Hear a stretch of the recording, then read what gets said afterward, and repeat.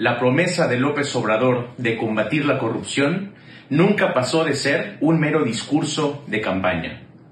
Hola, soy Guillermo Fournier, doctor en gobierno y profesor universitario, y en esta ocasión hablaremos sobre el gran fracaso del gobierno de la 4T al traicionar la principal bandera que llevó al poder el presidente López Obrador, siendo esta la del combate a la corrupción. Y el presidente, siendo candidato, solía repetir que desde el primer día, habiendo llegado a la silla presidencial, los actos de corrupción en su administración pública iban a desaparecer, supuestamente gracias a el gran ejemplo moral de la figura del primer mandatario. Incluso constantemente decía que la corrupción es como barrer unas escaleras, cosa que se hace de arriba para abajo. Pues es muy evidente que lo mencionado únicamente fue un discurso demagógico, identificando, eso sí, de forma astuta, que uno de los principales problemas políticos que indignaban a la sociedad mexicana era la corrupción de la clase gobernante. Pero podemos ya prácticamente a meses de que concluya la administración de López Obrador identificar si hubo efectivamente un combate certero a la corrupción en la política. Claramente no es así.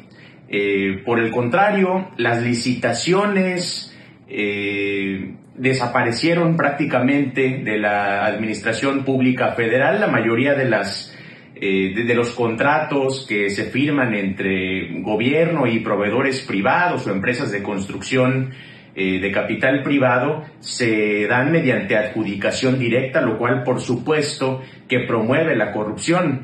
Tanto es así que existen reportajes en los que presuntamente se involucra a los hijos del presidente López Obrador en la influencia o cabildeo político para entregar mediante adjudicación directa a amigos, a contactos cercanos, pues contratos que incluso tienen sobreprecio en las llamadas obras emblemáticas del presidente y también, por ejemplo, la proveeduría de medicamentos. Esto desde luego que es inaceptable. El nepotismo es una práctica que lastima tremendamente la probidad que debe de tener un gobierno federal.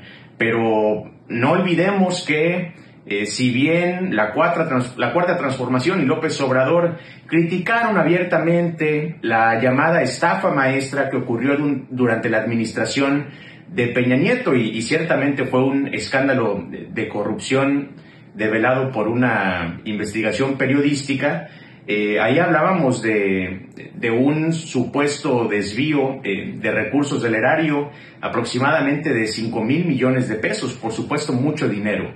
Pero resulta que Segalmex, que vino a suplir el trabajo que hacía Diconsa en gobiernos anteriores, es decir, ofrecer productos a menor precio a las poblaciones más vulnerables del país, resulta que sufrió un desvío de aproximadamente 15,000 millones de pesos, es decir, el triple del gran escándalo de corrupción que en su momento fue la estafa maestra.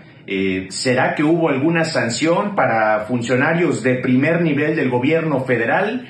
Pues en realidad, salvo una persona que está en prisión preventiva y que aparentemente es un chivo expiatorio, no hubo mayores consecuencias y el presidente sí ha tratado de minimizar el escándalo.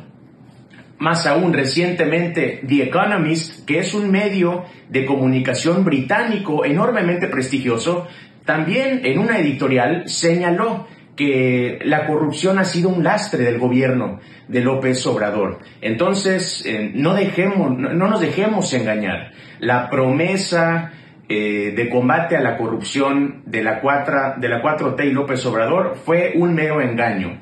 Eso sí, ellos mismos no se alinean a los supuestos pilares de la 4T, siendo estos no mentir, no robar y traicionar. El presidente miente todos los días en sus conferencias matutinas.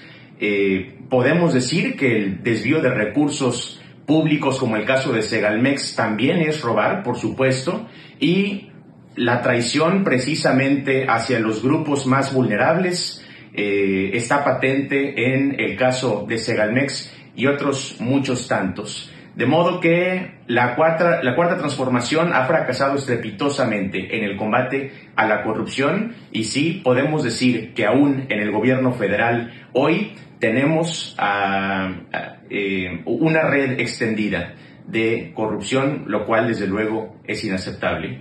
Soy Guillermo Fournier, eso ha sido todo por hoy. Nos vemos la siguiente semana. Hasta la próxima.